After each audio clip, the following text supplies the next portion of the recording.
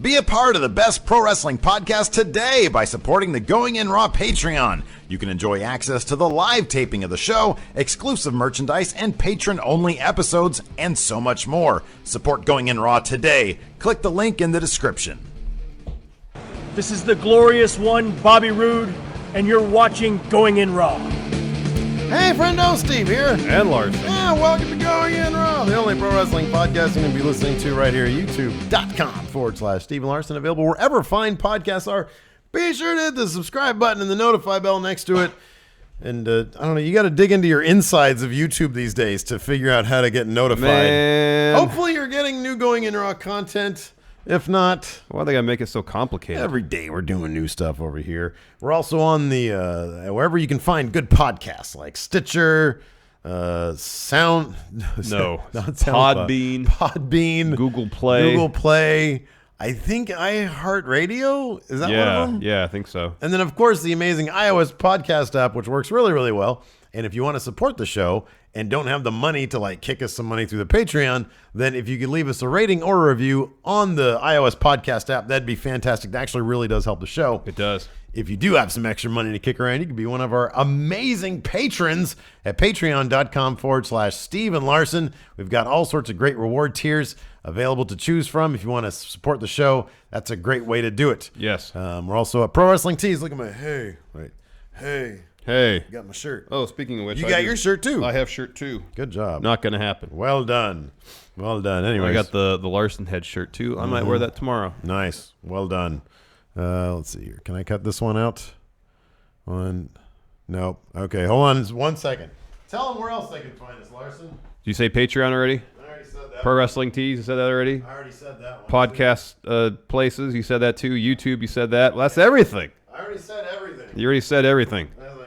The only thing we have left to do is talk about wrestling, which is what we're here to do. Yes. All right. Well, let's talk about SmackDown then. I had to change something so our patrons can actually get our live stream today. Yeah.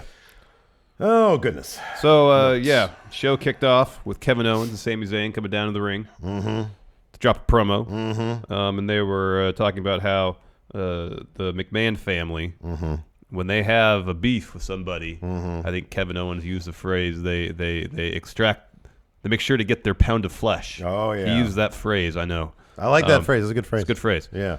He listed several examples. Yes, he talked about Stone Cold. He talked about about Daniel Bryan, and said that they were next in line, and they were better than all the other people. Yeah.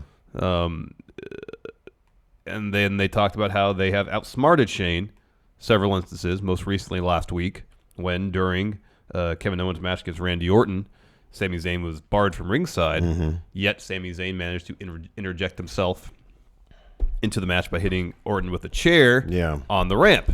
And Zayn gave us a little geography lesson of what the whole arena setup is. Yeah, right. You have stage, ramp, ring. Ringside. And then ringside. Yes. Right. Kind of interesting to go along with the title of today's episode, Daniel Bryan heel turn. Look at my clickbait skills for you. Kind of interesting that they would bring up Daniel Bryan. Yes. Because there is the possibility. I feel like they're all going to be in cahoots, man. You think so? I kind of feel that way. We're Really? setting them for some weird stuff. We're going to talk about that in a second. Yes.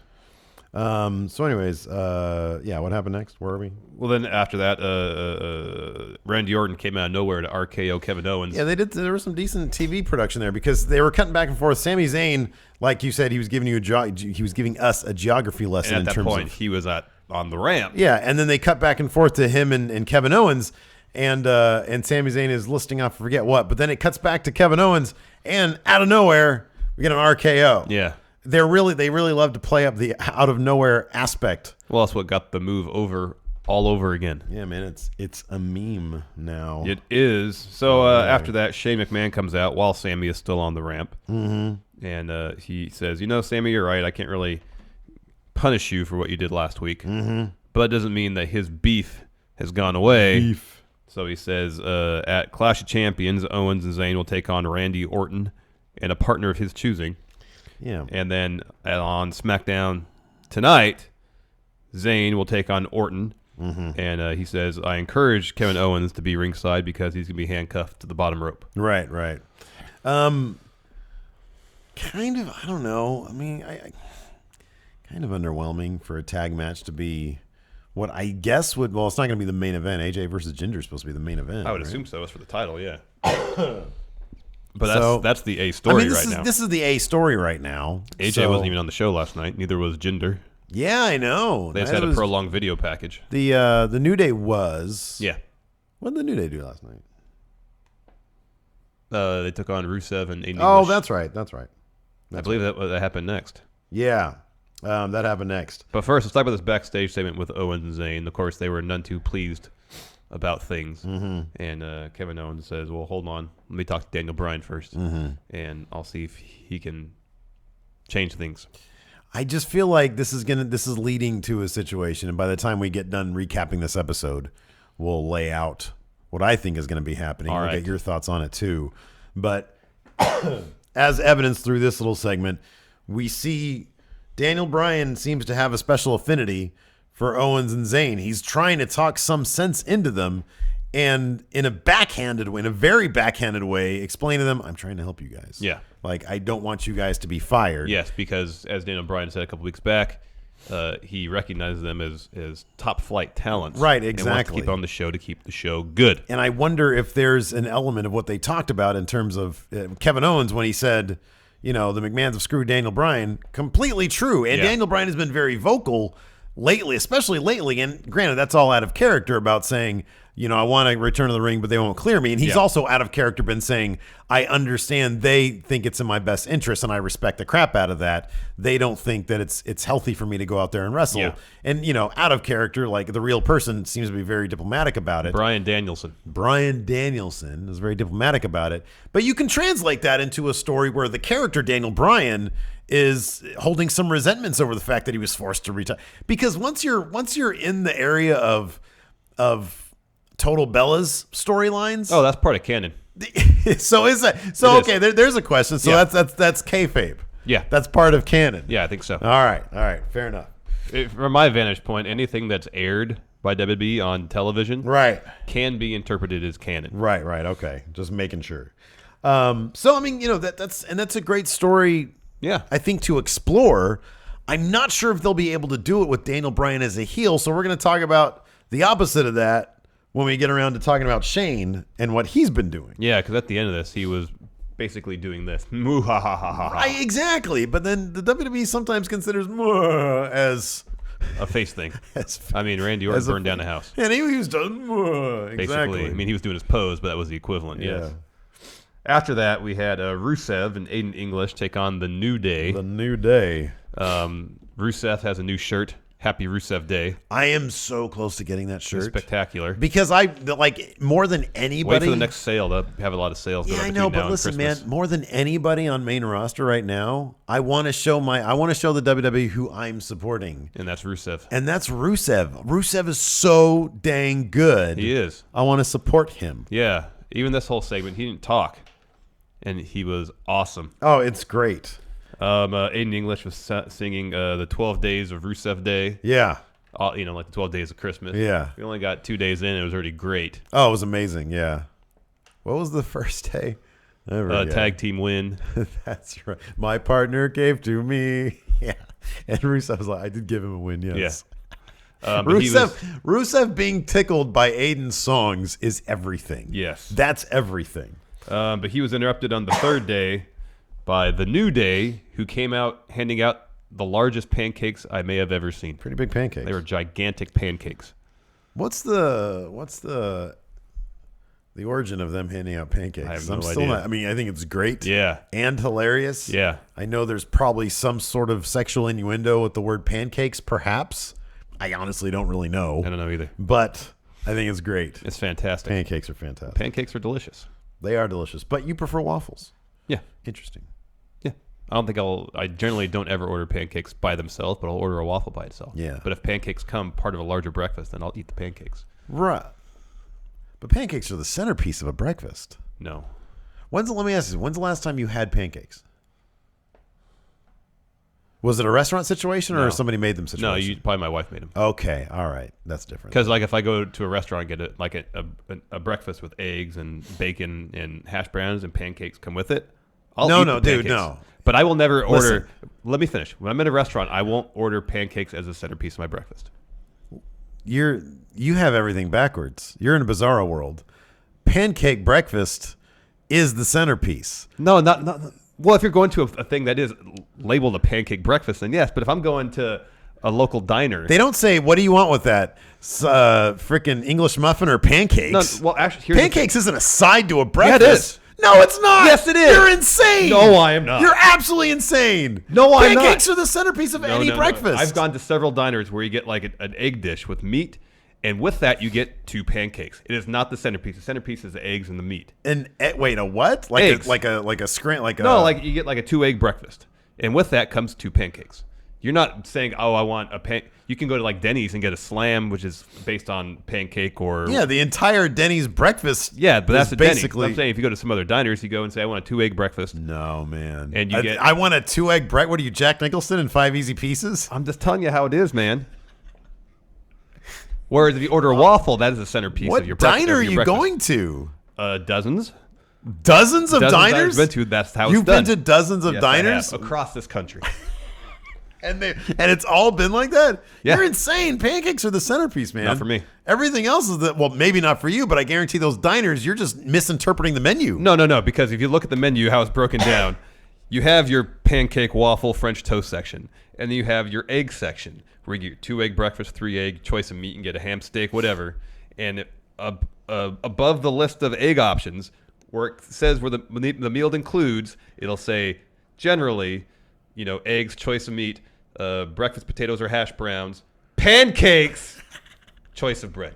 I don't know, man. These are weird diners you're going to. I feel like they're all American diners. These man. are, I don't think they are. Anyways, continuing on. Mojo Rawley gave a No, we didn't talk about what happened during this match. Oh, Rusev won. Yeah, Rusev pinned Kofi after kicking him in the back of the head. Yeah, it was great. Kofi did his trust dive move again, and I can't get enough of that. Oh, I love it. It's funny too It's because so great. and I forget who it is. I'm sorry, but somebody on Twitter said, all it takes is for somebody not to catch him for that to go really wrong. And I'm thinking to myself, That's why it's a trust dive. well, no, hold on a second though. Every wrestling move relies on both guys to do their job. Yeah, every move is a It's trust like, dive. yeah, I mean, if one guy doesn't lift you up for a power bomb, or if one guy doesn't like do a crunch on a power bomb, Yeah, you get a chances Bob are- Holly situation. Did you ever see who was it? I think it was Sid. Was it Sid trying to power bomb Hogan? Oh no, I've seen that Hulkamania before. almost ended up It's sort of like when Kevin Nash couldn't get the Giant all the way. Giant. Yeah. I don't think Hogan knew how to. I'm pretty sure the Giant knew how to do a power bomb. It was just there's so much weight there. Yeah. I don't think Hogan understood the mechanics of a power bomb. Next up, Mojo Rawley gave an interview. He's very intense. Yeah, Serious Mojo was great. Serious Mojo, heel Mojo. And he said, everything was going great for me. And then Zack Ryder came back and he's dead weight. Things started not going good. Yeah. You got to figure in character. He's thinking, I was at Jinder Mahal level, at WrestleMania. Yeah. And then now Jinder Mahal is above brand. Former WWE He's champion. above brand I now. know. And then I got to wrestle in a tag team with Zack Ryder. Yeah. Screw all that madness. So he turned on him. Yeah. Next, Daniel Bryan backstage with Carmella, Lana, and Tamina. Yeah.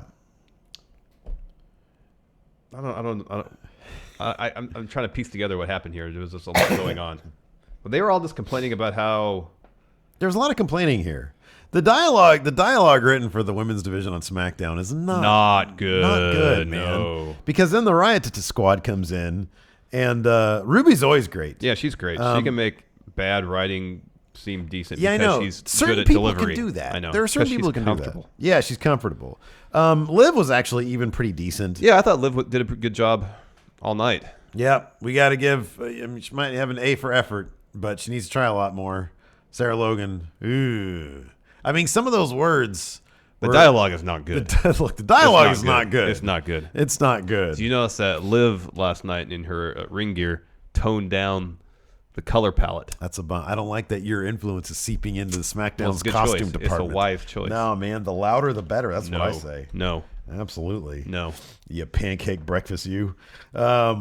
So, anyways, the Riot Squad showed up, and is that when Carmella? No, that was later. No, wait. This what? was. They started getting on Daniel Bryan About then Natalia and Charlotte having another match. and or they something all like that? started chirping at each other, and Yeah. then Daniel Bryan had to I don't know. They were going for comedic effect. It didn't really work because Daniel Bryan then had to like say, "Everybody, shut up," and then He had to scream "stop." Yeah, and then he said, "Well, none of you are going to be in a title match, but you can be lumberjacks at the title match at Clash of Champions." Lumberjacks now to SmackDown is what the 6-pack challenge used to be to SmackDown. When are they going to bring back the wild card finals? Oh, I know. That was great. I missed still the have wild no card idea what it final. is, but it was great. I still am very confused. Is it by just that. me? As I feel like SmackDown, like they need to change something? Doesn't this feel stale? Dude, it does. Look at that show. I mean, you got number one, you've got Randy Orton is evidently AJ Styles isn't there. He's supposed to be number one face. So Orton is like top face in attendance. Oh, but it's not good, man. He's so bored and he's got that weird hair now. And when SmackDown was like firing on all cylinders because they were interweaving stories. Oh, it and was stuff. good. And now there's a very clear delineation between various stories. And it's funny that Raw right now is doing, for the most part, everything SmackDown was doing well 6 months ago. I know. Raw's doing a good job of interweaving stories. SummerSlam really gave Raw a kick in the pants. Yeah. It really did. And SmackDown, I don't know what happened there. I don't know either. It feels like there's basically no energy on the show for the most part. Dude, listen to this. You have Kevin Owens. It's because you were talking about the possibility of going to the SmackDown house show that's going to happen in, was it March, February? February. And I was like, I don't know, man. I don't really want to spend money right now. But then I thought about it. I was like, man, but Kevin Owens, Sami Zayn, AJ Styles, Nakamura. I'm like, Randy Orton. why is it you have all four of those guys? The New Day. And the New Day. And the Usos. Dude, even take out, because they've done, that's been a bright spot. I can't criticize that. You have those four singles competitors. That's like four of the best wrestlers in the world right now. Like AJ's number one. Nakamura could be number one if they did something with him. Sami Zayn, Kevin Owens, they're both like, those are the best wrestlers in the world. And what do we get at Clash of Champions? A tag team match? I know. Oh, what is that? I don't know, man. You got this amazing and talent here. There's stakes involved with that match, but based on the stakes, it's plainly obvious who's going to win. There's zero intrigue. Yeah, I know.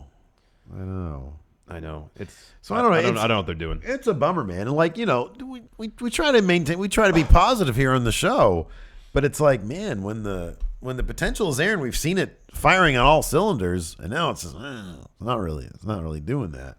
I mean, look, I appreciate that Kevin Owens and Sami Zayn are the A story. I like that. Yeah. And I like Daniel Bryan's the A story, and it looks like they're going to do something interesting with him. Yeah, I hope so. But I don't know. Maybe we just have to get past Clash of Champions and things. Get on the road to the Rumble. Get on the road to the Rumble. Things will sort themselves out. Yeah, one could hope. Next up, we had Bobby Roode and Baron Corbin backstage, and that was going fine until Dolph Ziggler came in. See, I'll say this. I actually appreciate Dolph Ziggler now, especially after that podcast There appearance. was too much talk about math in this Oh my god, segment. Dude, they were talking about math, Fractions. Yeah, it was a Scott Steiner thing. All of a sudden, he was like, Dolph Ziggler gets in there, and all of a sudden, my chances go down by a third. You want to talk about they math? don't go down by a third; they go down to a third. They go down to it. You want to talk about math? And I'm thinking, no, nobody wants to talk about math. I hate math. I hate math. I don't have a problem with math, but it doesn't really make for a captivating feud. Like, me and math do not have, look, I love the concept of math, and I appreciate mathematicians because I believe that science and math is the cornerstone of all truth and knowledge. But I can't stand actually doing math, and I certainly don't want to talk about it. You know what I mean? Ugh. Hey, you want to talk about math? No, I don't. So it's plainly obvious Dolph is in this match at Clash of Champions to take a pin. And what's probably going to happen is Bobby's going to hit his finisher. Baron's going to toss him out of the ring and pin Dolph. That is exactly what this is going to happen. You're right about that, man. I think you're right. And then at the Rumble, we'll get Baron and Bobby again. Yeah. One-on-one. Or, I don't know. The Rumble's going to be stacked, so we're probably going to get down on SmackDown. Could be. Yeah. Which I'm fine with. I will say that Bobby seemed much more comfortable in his role last night. He seemed like he had his lines down, so he wasn't worrying about memorizing and reciting his lines. He was worried about performance. Yeah. So in that respect, it was an improvement. Yeah. Still a far cry from heel Bobby Roode. Hanging out in the locker room wearing your robe. Yeah, they got to stop doing that. They have to stop doing the robe At least he had a match later on, so in that sense, it was somewhat justified. Yeah. Yeah, I know. That's true. But when he's just hanging out in his robe, when he's not on the card, yeah, I know. It doesn't make any sense. It doesn't really make any sense. Put him in a suit. He looks great in a suit. Put him in a suit. Looks great in a suit. Next, Bludgeon Brothers Brothers. versus Adam James and Josh Carr. As one would expect, this wasn't much of a match. No, this is actually great because the audience gasped when it kicked off, and then one of the dudes just got completely leveled and like thrown out of the ring. Yeah. It was great. I love local enhancement talent. I think it's fantastic. We saw some later on too in the form of security guards. Yeah. So that was rad. The Bludgeon Brothers, Of course, went over. Oh, Easily. yeah. This was like beyond a squash match. Yeah. Next, Zayn and Owens again backstage, and Kevin Owens told Sami Zayn that, he talked to Daniel Bryan, and Daniel Bryan was thinking about it. Yeah, okay, yeah. And he's like, thinking about it, yes? And he was like, yes! And he was like, oh, wait, but is that a good thing or not? Next up, we had... See, I feel... Look, this is trying to be optimistic here. I feel like... Because it doesn't necessarily feel like it's spinning its wheels... But I feel like they are hitting beats that's going to lead to something big, and that might be kind of cool. I hope so. I hope so too, and it kind of feels like that. You can kind of tell sometimes when they're spinning their wheels, and this doesn't really feel like this. Spinning the wheels. This doesn't feel like there's a whole lot of drama involved in anything. Right? Yeah, they have a hard time building the tension during the story beats. Yeah, but I think it might be one of those things where there'll be a big story turn. Kind of like when Sammy, like when they were building to Hell in a Cell, and it kind of felt like spinning its wheels, but also kind of not. And then we got that big story development with Sammy turning with Kevin, and there was some good stuff there. Yeah. And then they got punished and sent home, and it was weird. Yeah. Next, Baron Corbin versus Bobby Roode. Hey, this was a fun match while it lasted. I put this title in everybody's face. I thought these two guys were putting on a decent match. Yeah, I know, me too. Dolph was out on commentary. Yeah. Again, talking about how, no one cares about him pretty much. Dolph has a really nice head of hair, though. When he came into the ring, call the positives when you can call them. No, I understand. He got into the ring. It was funny, too, because he stood there like a cat. He was like... I felt like he was trying to decide who to zigzag Yeah, first. I think that's what he was trying to telegraph there. And he opted for Bobby first, and then he did the same to Baron. And so, he showed that he has no allegiances. His only allegiance But also, he is a force to be reckoned with come Clash of Champions in the U.S. title match. Yeah. But he's eating that pin. He's totally eating that pin. He is eating that pin. The only reason he's in that match is to eat that pin. Oh, come on. He was just on a podcast spilling his emotions, man. Is he going to win? No. Is Baron going to pin Bobby? No. Is Bobby going to pin Baron? No. Then Dolph is eating that pin. Only reason he's in that match, man. I know, man, but you could be nicer about it. I'm not being mean about it. I'm just speaking truth. Calling it like it is here and going in wrong. Yeah, man, I'm not being mean. I used to be a huge Dolph fan. I still want him to succeed and do well. Yeah, man. Me too. But he's got in a that great match. head of hair, though. He's in the match to eat a pin. It's like a lion-ish mane. It is like a hair. lion's mane. It is. Yeah, I know. it's great. So he's got that. I wonder if I feel like he needs a refresh. He should just cut all that off. No, that's a terrible idea. Yeah. Come on, man. It's the one thing he's got going for him. It might be like a remember Elaine's boyfriend on Seinfeld, the one who was like shaving his head? Yeah. And then she was like, this is an old picture. I could be dating this right now. And then he tried to grow it out and he looked like George. Yeah. Maybe that's Dolph. Maybe if he like shaves it all off or cuts it short. Nah, he'll look goofy, man. He should just go to Hollywood and try to be an actor. He'll just look like a Spirit Squad guy. Well, I'm not saying do a buzz cut. Yeah. That's what he had back then was a flat top or something, What right? do you want then? Like a mullet? No, just that shorter. would actually be kind of cool if he went full mullet. Yeah, that's fine. Like gold, because he already looks like an '80s glam dude. Yeah, he should just go full mullet. Yeah, or do the hair metal hair. Yeah, full of hairspray and stuff. There you go. All right. Next, Natalya was with Carmella, Tamina, and Lana backstage. Yeah. So she was trying to rev them up and trying to get them, because now they're going to be lumberjacks. She was trying to get them to sort of, she was saying, she was invoking history, saying, remember, before there was the Riot Squad, there was the Welcoming Committee. We got to have each other's backs. And Carmella, Lana, and Tamina were kind of like, maybe. And then all of a sudden, Ruby Riot shows up with her friends in tow. And then Carmella tries to backtrack a little bit and, make it sound like she wasn't just talking crap about them. Mm-hmm. So that's what happened there. Yes. That led to Charlotte versus Tamina. Yeah.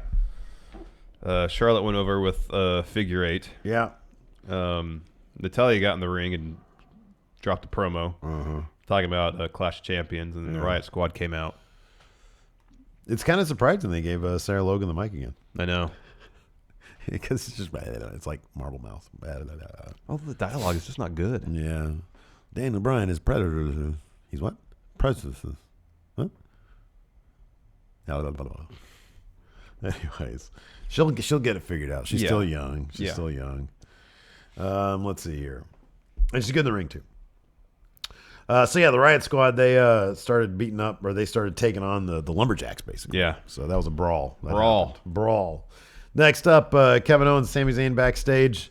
Again, commiserating now with Daniel Bryan. And Daniel Bryan said he considered, and in the end, he agreed with Shane that Kevin Owens should be handcuffed to the bottom rope. Yeah. 3 security guards walked up behind him. Local talent. Most likely. They're not really enhancement talent, are they? Yeah. Most likely. And Kevin Owens is none too happy about it. Yeah. Go back outside to the ring after commercial break. Sammy and Kevin are already out there. Owens still protesting, being handcuffed to the bottom rope, arguing with Daniel Bryan. I got to go back. Because I recognize one of the dudes that was the security guards. Tyler Bateman, I think, from Championship Wrestling in Hollywood. Oh, okay. Because I follow Santino Brothers stuff. Yeah. I didn't recognize the other two, but they look so much like they've got their own gimmicks of some sort. I know. Was Tyler Bateman the one with the mustache? Yeah, the handlebar, right? Yeah, exactly. he very much looked like an independent wrestler. I know. Yeah, nobody has an old timey handlebar mustache if you're not a wrestler. Yeah, pretty much. No regular Joe security guard sporting that. Then Probably the other not. guy was like a 8-foot tall guy with like a massive head of hair. That guy was super tall. It's like that guy's not just any regular security guard. No. He's lacing up the boots. Anyways, moving on. Owens is protesting still at the very end, and then Daniel Bryan says, "If you don't do this, you're suspended. I'm going to suspend you if you don't do this." And Owens says, "All right, fine." Yeah. So he's handcuffed to the bottom rope. Daniel Bryan gives the key to Mike Chioda. Yeah, Chioda. Then the match begins. Somebody, Patrick Oliva here in chat says Eric Watts and Tyler Bateman. I don't know if the third guy was. All right. Let's see here. Moving on. So the match itself wasn't bad. Orton can still put on passable matches. Sami Zayn's a good wrestler.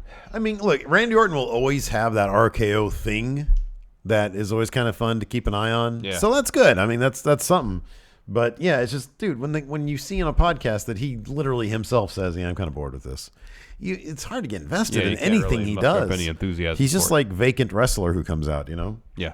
But anyway, so yeah, the entire crux of the story was basically on Sami Zayn and Kevin Owens, because with Randy Orton, there's no real stakes for him.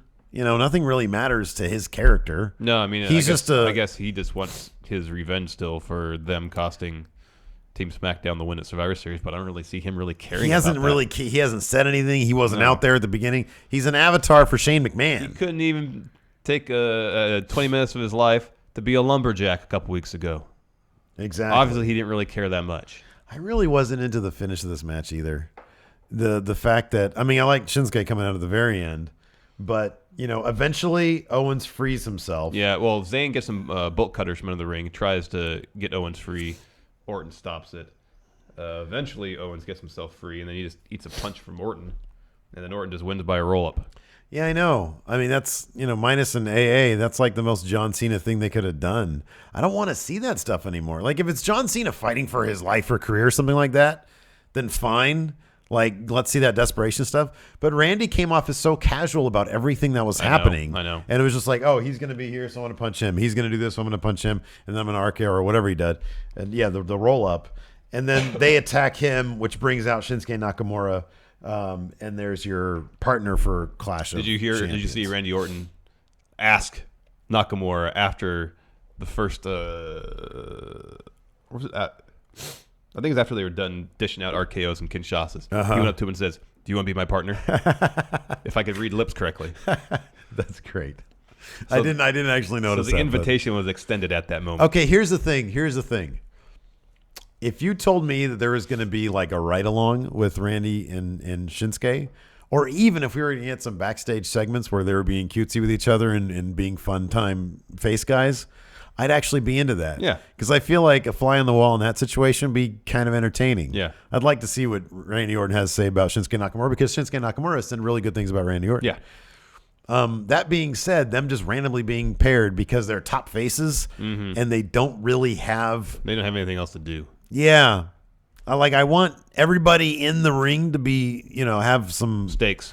Yeah, stakes, some motivation, some reason to be there. Yeah. So, there's It some seems pieced constructive together. criticism for you. We got to see a lot of RKOs. We got to see a lot of Kinshasas to close the show. I know those are always fun. Yeah. All those are fun. Yeah. So, But to actually close the show, we see Shane McMahon and Daniel Bryan watching Orton and Nakamura's post-beatdown celebrations in the ring. yeah. And as I said earlier, Shane McMahon is basically moo ha ha ha ha ha. And Daniel Bryan says, "Well, is this enough? This enough punishment for?" Well, you Owens?" have a lot more spaces between your ha-has. I go straight through you. I go, and you go, ha ha ha. I That's know. good. I kind of like yours I better. have Orton levels of enthusiasm for my Oh, no, my I like villainy. it. That's good. Daniel Bryan asked Shane, "Okay, are they done being punished now?" Yeah. And Shane more or less said, "Yeah, that's good for today." Yeah. But yeah. said, "But I'm going to be the special guest ref during the match at Clash of Champions, and if they lose, they're fired, not just from SmackDown, WWE. from WWE." And Daniel Bryan had this look on his face. Yeah. So here's the thing. Nobody in the crowd is ever going to accept Daniel Bryan as a heel. No. So wherever Daniel Bryan goes, if anybody follows, they will be faces as well. Yeah. However, in the McMahon line of thought, like we said before, thank you, is more of a face thing.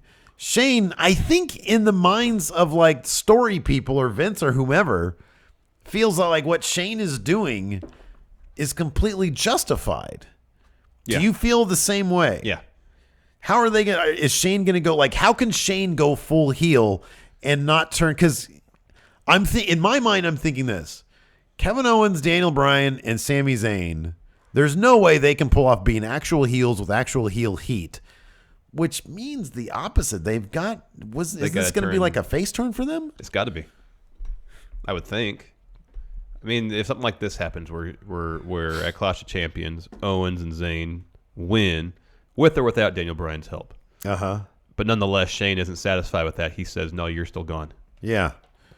And then Daniel Bryan comes out and says, No. You may not like them, but they, at every turn, we've tried to screw them over. Yeah. And they've outlasted you, outsmarted you. You can't just turn around and say you're fired just because you're vindictive. Yeah. No. And then Shane can just take things too far. Yeah. And then Daniel Bryan brings up, well, it's your family. It keeps me from wrestling. Yeah. And it's held me down back when I was on the way up trying to, be a main event player. Yeah. I love all that. Yeah. I think that's it makes perfect logical sense. It would be fantastic. I would say 60% it's not going to happen, but there's a chance it could happen. There's a chance it happen. Here's a weird thing, though. He's going to be a special guest referee for AJ and Jinder coming up. That's kind of weird if he's in the middle of a really juicy storyline. If he then does that, a little oddball. Yeah, I don't know. I mean, I guess cross that bridge when we get to it, Yeah. but I kind of feel like the road you're going down, holy crap, that'd be kind of cool.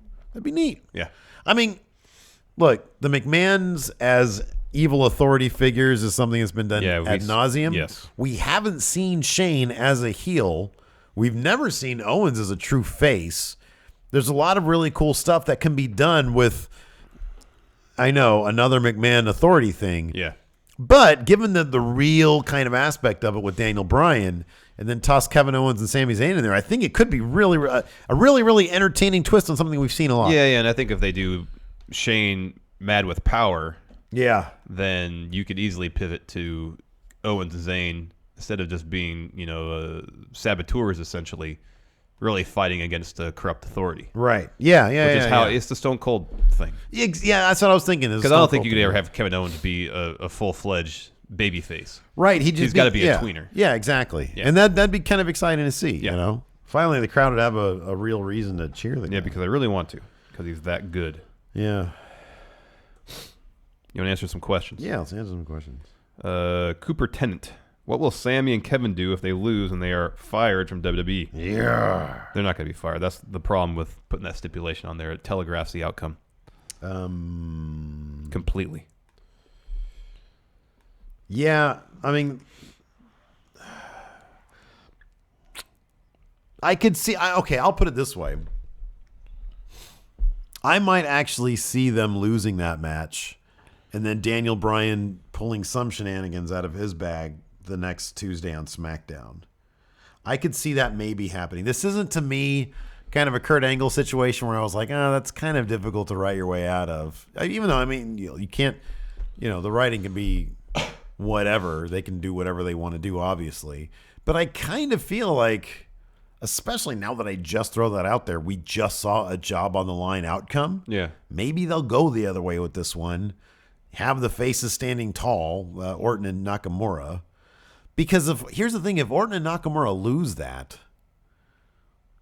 Shane's going to be putting heat on them. You would think Shane would probably put heat on them. Well, it would depend on how Owens and Zayn won. Let's say it was some dirty shenanigans and they still won, but nothing so egregious that Shane could say, "Oh, you're fired." I don't know. I think any sort of dirty tricks in Shane's mind would justify. I'll put it this way: further steps. You're right. I feel like this is a situation where I could probably, just like when I was doing my Survivor Series predictions, I thought, okay, well, how is it going to look the next night on SmackDown? Even though I got the. What do we predict for Survivor Series for Team Raw versus Team SmackDown? We both said we said Team Raw was going to implode. Yeah, we both said Team SmackDown was going to win. Yeah, and that didn't happen. No. And like we noted, there wasn't a whole lot of stories to come out of that beyond what we're seeing right now. Yeah, I know. I could see the payoff of Clash of Champions being Kevin Owens and Sami Zayn being fired, going ballistic, and everybody asking what now. And then on Tuesday, Daniel Bryan, who had massive apprehension about it, somehow reversing it in some way. Yeah. Turning on Shane, doing some contract nonsense. Who knows? Yeah. I could kind of see that. To me, that's kind of the finish in my head. Yeah, we'll find out, though. Yes, we will. We will. James Rodriguez. Do you feel like SmackDown in recent months has not been at the top of its game? If so, what changes would you make? Yeah, we kind of talked about this before the show. It's feeling a little stale. It's feeling a little stale. I mean, the roster is deep. There's a lot of good talent on there, but just the way the show is lacking the energy it had months prior. Yeah. Every feud feels really compartmentalized. Yeah. There's no crossover between feuds or storylines really at all. You have this Orton-Nakamura pairing, which it seems pieced together because they have really nothing more for either of them to do. Yeah. There's not enough motivation behind a lot of things. Yeah. Whereas on Raw, you look at the storylines going on there, there's motivation that makes sense. The show has energy, even though it's 3 hours long. Yeah. They're doing a lot of storyline crossover. Everything SmackDown was doing well months ago, Raw is now doing well. Yeah. And SmackDown seems to not be doing it all. Yeah, it was weird. I don't understand. I mean, this is one of those things. Was there where, a writing staff trade or something? Yeah, I know. This is one of those things where it'd be so awesome to, I don't know, like have a better understanding of the inner workings. The inner workings, like, oh, this writer's now going over here. Yeah. That writer's going over there. I mean, it's like, look, man, when your favorite TV show changes showrunners, you can find out about it. It's always news. Yeah. When what's his face in The Walking Dead, Darabont? Yeah. Frank Darabont? Yeah, when he left. Yeah. When he left, big news. They got another guy in. Oh, when and that Larry person David left Seinfeld. That was huge news. Huge news. Ago. Yeah, exactly. So you hear about when they're doing the House of Cards? Mm-hmm. That's kind of cool. He's just not going to be around. Good. Yeah, it's pretty rad. Neither they can do that. I saw the commercials for, I think they were doing it with Raw, for that Spacey movie without Spacey. Oh, yeah. They had the commercial up for it. Yeah, I know. And they just did the reshoot like 10 days ago or something like that. Isn't that crazy? That's insane. That's awesome. They just said, hey, we got some ads that we already bought. Let's get our close-ups first. Let's just do the trailer shots first. I know. They're on set editing the commercials while they're still doing the Wouldn't pickups. surprise me, man. Chris Kimmel. So do you think Daniel Bryan's going to help Kevin and Sami win at Clash of Champions? I don't think he's going to interfere to help them win. Yeah. Directly. I'd be very surprised. I think it's going to be the kind of situation where it's either going to be, like you said, they win and Shane fires them anyways, or maybe Shane screws them out of their win. Well, he's a guest ref, so. God, that's right. That's right. Yeah, he's the guest ref. Yeah. Yeah, or maybe the situation where there's a ref bump. Shane is incapacitated, so Daniel Bryan comes in to count the pinfall. So Owens and Zayn wins. Yeah. Oh, that could motivate him reffing Jinder AJ somehow. Also. Yeah, Shane could put him in that role in some respect. Wait, so hold on a second. AJ and Jinder, are they off on tour? When's that tour Gender going? is, yeah, that's this weekend. That's Okay. the 8th, 9th. Is AJ on tour too? I don't think so. Oh. Maybe just taking Well- some much-deserved time off. Now there you go. Hopefully he's spending some good time with his kids. Yes, because Ginger's taking on Triple H in India. I don't know if he's wrestling on the other dates, though. I don't remember. He had one of the Sings with him in his corner. Yeah. And I Because think- Triple H is wrestling Reigns in, was it, I can't remember the other city they're in. Dubai. No, it's Abu Dhabi? Yeah, Abu Dhabi. Gotcha. Sorry. Yeah. Power rank. Power rank. People you want to take the belt off of AJ Styles. I guess number 1 has to be Nakamura. Nakamura. There you go. And then Number 2. Kevin Owens. Look, man, no, if this is me, Rusev. He All right. needs a world title. 3, Kevin Owens. He's had the Universal title. 4, Sami Zayn. 5, the heel, glorious Bobby Roode. All right. You know what I'm really worried about? Is Bobby Roode? No, is AJ Styles' feud at Mania is going to be against Randy Orton. Oh, don't say that. Oh. That's my worry. Man, you just bummed me out again, man. Sorry. You bummed me out. Let's see here. Hamza Halal. What are they doing with Shinsuke Nakamura, and can he easily bounce back? He can totally bounce back. Nicholas Grosskirth here in his response on our Patreon page has the answer. He can win the Rumble, and he can get in a feud with AJ at Mania instead of it being Orton. Yes. CM Punk finds it insulting. What wrestling style would be more liked by and draw better than casual American? Excuse me, I've whoa. gas. With casual I'll read it. What casual wrestling's- American wrestling fans, WWE main event style, current WWE, or Japanese strong style, and why? For those of you who didn't catch the question, it was what style would be more liked Sorry, I was interrupted by several belches. with casual wrestling fans, American wrestling You know what? fans. I'm going to say we're going to do a mini match chat here. I'm going to say strong style. Okay. UFC is extremely popular. People like real fighting. Strong style looks more like real fighting than WWE style, so I'm going to say strong style. All right.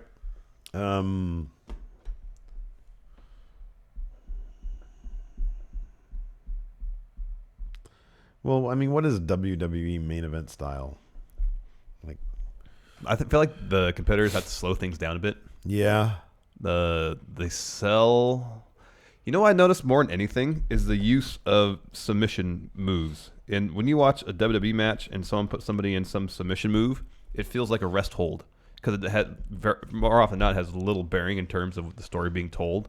Whereas if you watch a match in New Japan or almost anywhere, if someone gets put in a submission hold, Yeah. there's a reason for it. Yeah, well, And we it usually enhances the story. We saw some really, really good uses of that in the Aleister Black Velveteen Dream match. Yes. Where it was like, I mean, it wasn't necessarily It was Matt wrestling. story, but it was mat wrestling, and it was like, oh, wow, this is something I haven't seen before, and they're selling it really, really well.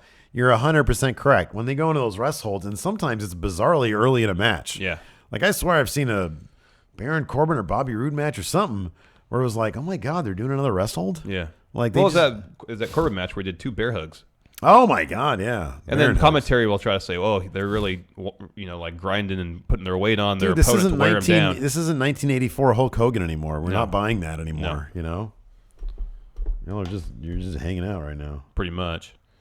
But But I always go back to the Suzuki Okada match earlier this year, where there's a lot of submission moves, but none of them felt like rest holds. Oh, I know. No, yeah, I agree.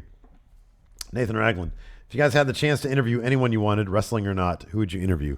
Across time, Larson, I'd interview the very first NWA champion, Orville Brown. Yeah. And then he'd be like, Are we sticking to wrestling answers right now? Yeah. Okay. I'd say, okay, Orville, I've got some questions. Oh, what's that?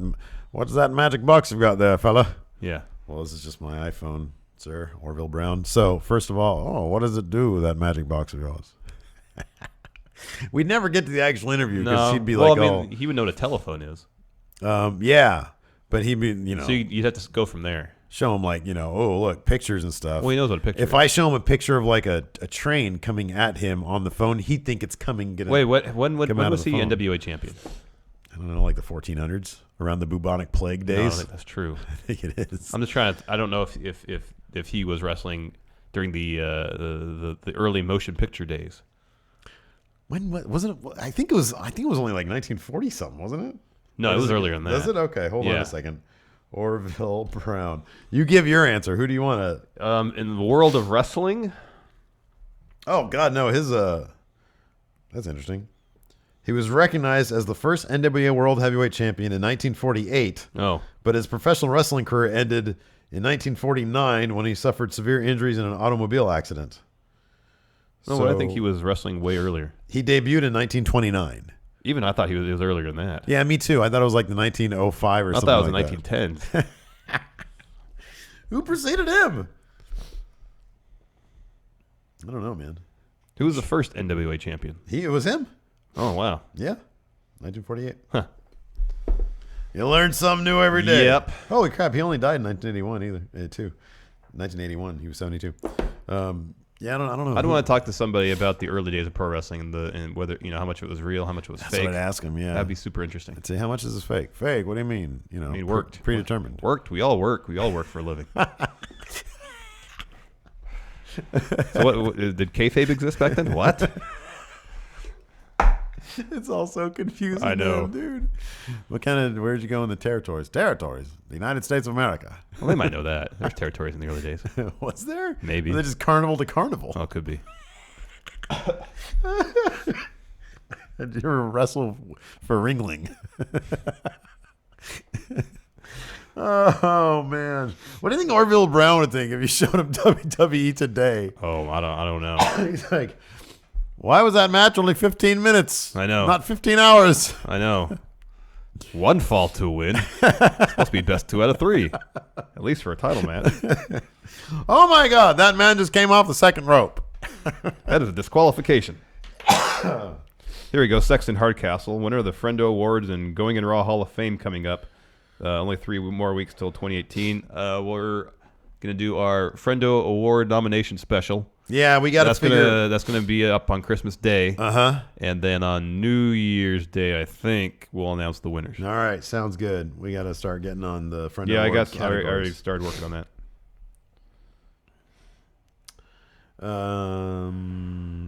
Mark of Steel. Power rank subjects you would like to see Gabagulak cover in his PowerPoint presentation. PowerPoint presentation. What subjects? I would like him to cover Math. the history. You need to brush up on your math, it sounds like. Yeah, man. No, I don't. I hate it. It's horrible, but it also speaks to the truth of the human condition. The history of professional wrestling from the 1910s and on. All right. From 1905 and on. Yeah.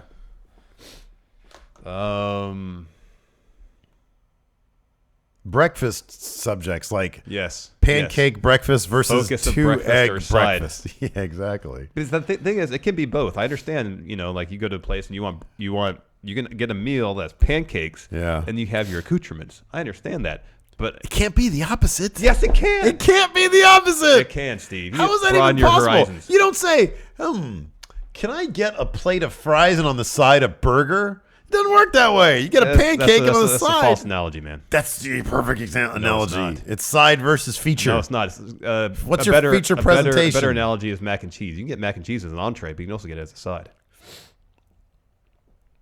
Yeah, but what do you get as a side for your mac and cheese? Like something more substantial. A side to something more substantial has to be the main dish. That's what I'm saying. Yeah, pancakes is more substantial. It's not more substantial than a ham steak and 3 eggs. Well, yeah, all of you'd stick them all in the same. A steak's different though. A ham steak or a steak. A ham steak. Can I get a pancake and a New York steak? Yeah, you can do that. Oh man, what was that giant steak? What was it? What was that John Candy movie? Oh yeah. Where he's out in the woods with I don't Great know. Outdoors. The right? Great With, Outdoors. Dan Aykroyd. Yeah, that's right. Yeah, they had like a giant steak in that. You gotta be not so hung up on pancakes roll in your breakfast, man. It's a versatile. There are very few topics that are less pressing than that, dude. Broaden your horizons. Slow Wolf asks, power ranking. Reasons for Steve to turn heel on Larson. I think we're seeing it right now. Yeah, I guess so. I don't fall in line with Steve's idea of pancakes as featured role in breakfast. As America's what the entire country. If I'm going to a pancake breakfast fundraiser, I'll agree with you. If I'm going to Denny's and I want a slam breakfast that's centered around pancakes, then yes. But there's also instances where you can get these weird dozens of diners that you've been to that go to most don't diners, exist. Go to most diners that don't have Denny's above the door, and that's the scenario. There are diners out there without Denny's above the door. Oh, you're talking about the International House of Pancakes, not the International House of Two Eggs. No.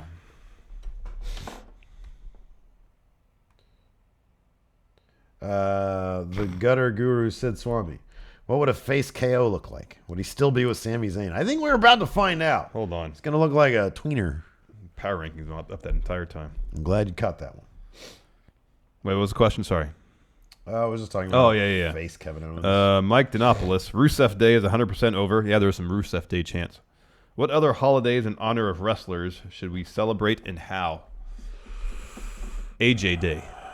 Celebrate AJ Styles. I would love AJ Day. The most phenomenal holiday. It's the fun. Yeah, exactly.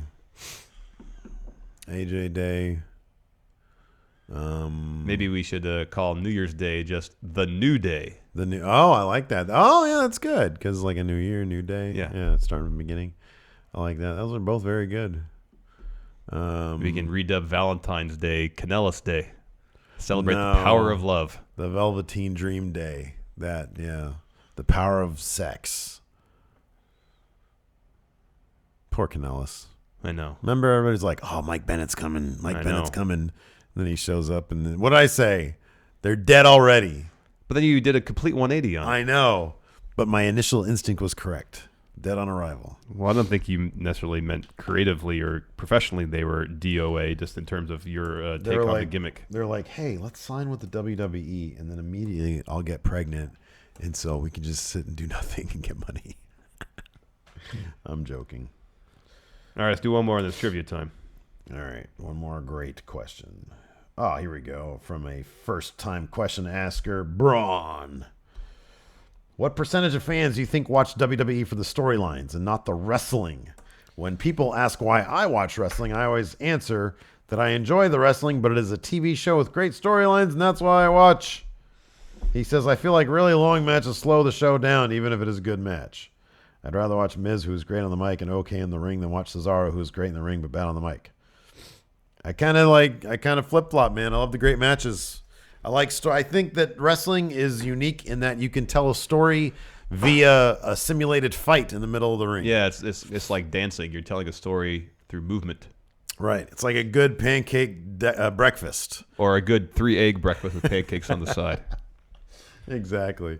But it's good. What percentage of fans do you think watch it for the storylines, not the wrestling? I think it's all intermingled. You know what? I think, and I don't know if I exactly like this term, the casual viewers might be, and this is a supposition on my part, might watch it more for the storylines than the wrestling. Yeah. Because the quality of the wrestling week to week now is better than it's probably ever been. Oh, for sure, yeah. So I don't necessarily think it's the wrestling in the ring that necessarily captivates, non-hardcore wrestling fans, whereas I think people who really like wrestling want enough storyline to motivate matches. And to help flesh out matches. Mm-hmm. But the matches are the most important thing. Yeah. That's my guess. So I would probably, I don't know, it might be 60-40 split in favor of wrestling. Mm-hmm. There's way too much math that you just gave us there. We're going to do Trivia now. This week we have Modern and Attitude Era. We're going to start with Attitude. This is like one of the, we're down to the wire on these cards here. Yeah, I need to order a new game. Yeah, man. By the new year, new game. Yeah. Here we go. We're going to start with Modern Era. I already said we were going to start with Attitude, but never mind. Big events in the Modern Era. All right. When John Cena and The Rock formed an unlikely tag team combination at Survivor Series 2011, what two men did they face? That was 2011? Yeah. That was The Miz and R-Truth. God, I do not know how you remember that. What father and son team faced Undertaker in a handicap casket match at No Mercy 2005? No Mercy. What father-son team? Yeah. Oh, Vince and Shane. Randy Orton, Cowboy Bob Orton. Man, I was going to say that too. What a bummer. Championships. What King of the Ring winner defeated Rey Mysterio for the World Heavyweight Championship at the 2006 Great American Bash? 2006? Yeah. Ooh.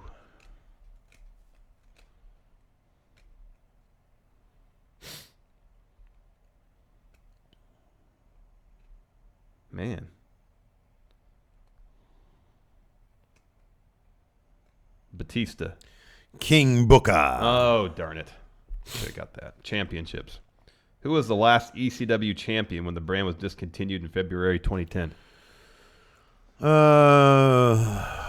Oh, man. Lashley? Ezekiel Jackson. Oh, God. Superstar bio. Who is the Ayatollah of rock and roll? That's Chris Jericho. Ayatollah. Go ahead. What Raw guest host and NBA owner was slammed through a table in December 2009 by Sheamus? Mark Cuban? Uh-huh. Boy, he took a lot of spots, huh? Yeah. Good for him. Who won the Corporation versus Degeneration X mini Rumble? Oh, it was the Corporate Rumble. Who won that? Got the 30 spot in the 1999 Royal Rumble. It was Vince. China, remember? No, I remember she came out. I remember if she won or not. He was the last one, and nobody realized that she was even eligible. Oh, and gotcha. then DX's music hit, and people went crazy. Yeah, I remember that part. I didn't remember if she won or not. He almost killed his neck, too, when she threw him out. Yeah. His neck hit the... Yeah. Oof. What two brothers clashed 1-on-1 for the first time at WrestleMania 14? Kane Undertaker. Yeah. Championships. What two stooges of Mr. McMahon fought in the hardcore That's evening? Briscoe and Patterson. There you go. Who was the last WWE Hardcore champion when he won the title and unified it with the Intercontinental Championship in August 2002? Yeah. RVD. What woman won the 2004 Diva Search? Boy, 2004, they're really stretching the attitude era, aren't they? Yeah. That's squarely in the Ruthless Aggression area. Or the modern era, if you will. Yeah. Yeah. 2004 Diva Search? Yeah. Jackie, what's her last name? Starts with a G. Gata? Yeah. Christy Hemme. Oh, yeah, I thought her too. Just put a finger up. What superstar gave new meaning to the phrase food fight when he attacked Booker T in a supermarket?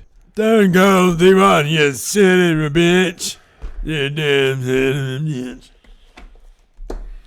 What's my booty today?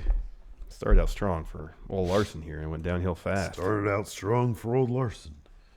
Went down fast. This is thick. Well, just don't search for me. Grab one card randomly. Pull it out. Stop yelling at me. Do it right. Nice. Titus O'Neil. Nice. Titus Worldwide. Titus Brand. Titus Brand. All right. Anyways, that's our show.